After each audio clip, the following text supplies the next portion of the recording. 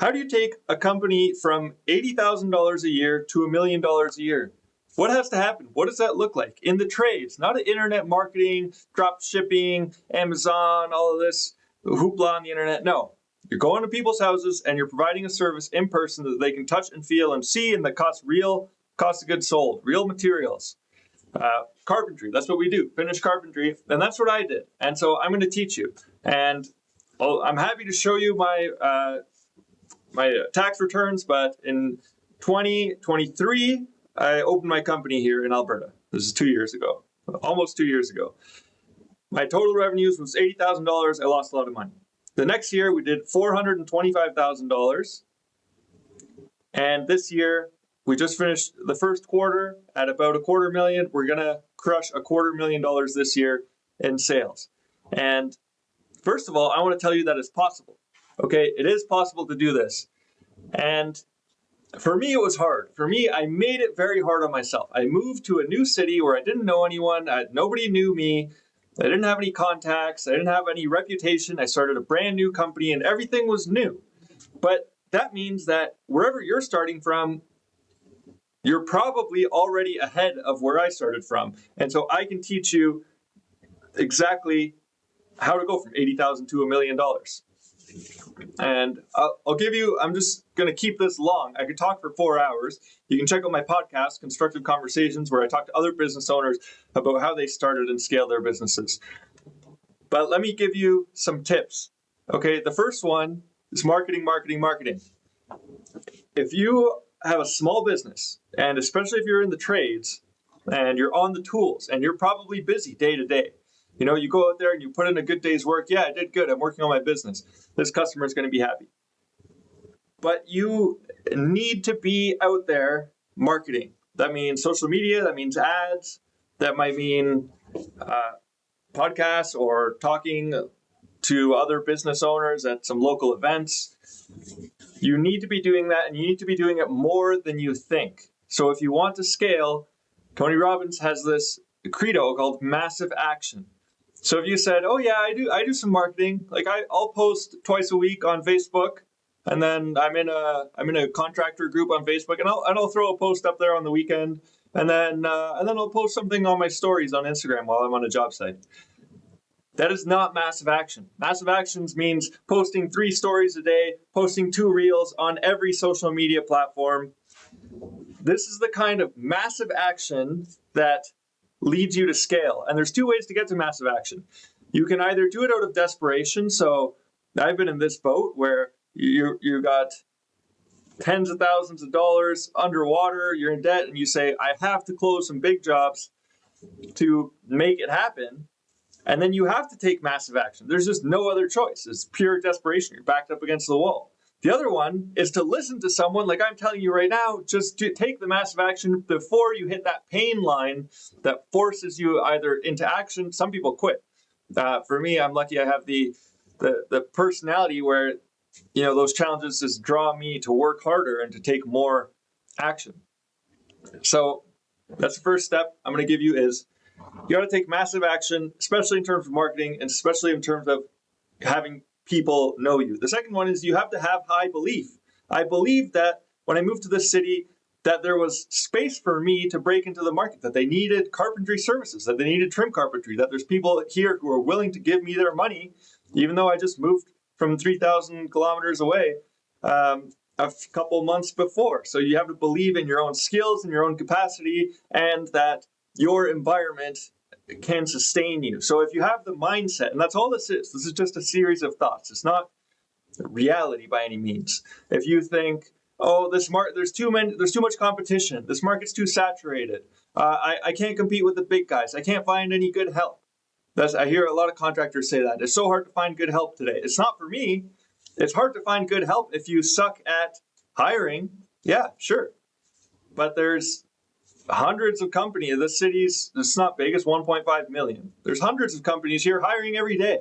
There's lots of people looking for work. There's lots of really good people looking for work. So that's the belief, okay? You need to shift your belief system that you can and you will be successful. The next most important thing is to focus. So when I was here when I started out my company, this cost me a lot of money. And this is why it took me 2 years to get to $1 million instead of 1 year. And I did this. This is my book, Optimism 2033. It has nothing to do with carpentry. I wrote a book. I spent hours publishing it, recording the audiobook, learning how to self-publish on Amazon. This was a distraction. If I had just focused on my business, I could have gotten my business to the point where it was running itself, where I had, a manager running operations, where we're making money. And then I can take the time and do these little side quests, like writing a book. Okay, so focus, focus, focus. Follow one course until successful. That's what you need to do if you want to grow your business. And distractions are going to come at you. People are going to come to you and say, hey, do you want to, here's this opportunity to make money. Do you want to invest in this? Do you want to start flipping homes? And while it may look like, oh, wow, this is great. I've never had opportunities before like this. That's when you need to say, no, I'm focused. I've set the goal here. This is my endpoint. This is what I'm working towards and what I'm committed to. And I'm not going to differ from that. I'm not going to get off of that road. Now, a pivot or a change in direction that's strategic, that's something else. But you need to focus. Okay? The next tip I'm going to tell you is, it's another belief, but spending money doesn't make you money. I thought this at the beginning. If I just buy different services and packages and products, like, a marketing service, and I'm going to buy this equipment and I'm going to spend money here and there, I thought, you spend money to make money. And then if I spend $20,000 a month, then I'll start earning $20,000 a month. That was not true either. If you suddenly go out and start spending $30,000 a month, willy-nilly, you're probably just going to be losing $20,000 a month, okay? You have to directly correlate what you're spending money on to revenue. And you need to make sure, you just need to be very on top of it and very careful. Know your numbers, know your overhead, know how much you're spending. I wish somebody had drilled this into my mind before I started the company. You cannot avoid the numbers. You say, well, I'm really good at my job, so we're just going to do really good work and the money will take care of itself. Like our former prime minister said, the budget will balance itself. No, it won't. You have to be like a mama goose on her eggs. You have to be watching your numbers, your budget, your overhead, your revenue, your cash flow, because that is literally the lifeblood of your business. So you have to make sure that you're focused on what you're spending. Okay.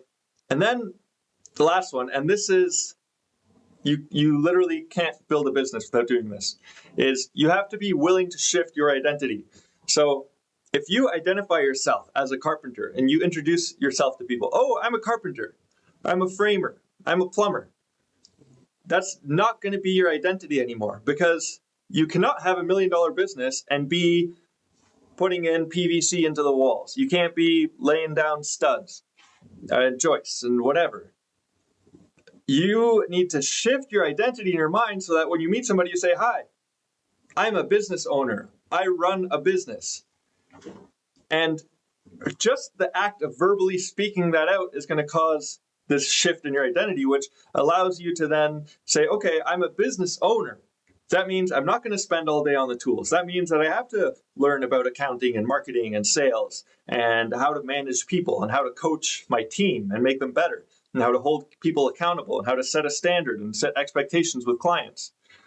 So reframe your identity. The sooner you do that, the sooner you can actually get the results that belong to a business owner, because the person earning $1 million a year, $200,000 profit in their business is the one who acts like somebody who runs $1 million business even before they've gotten there.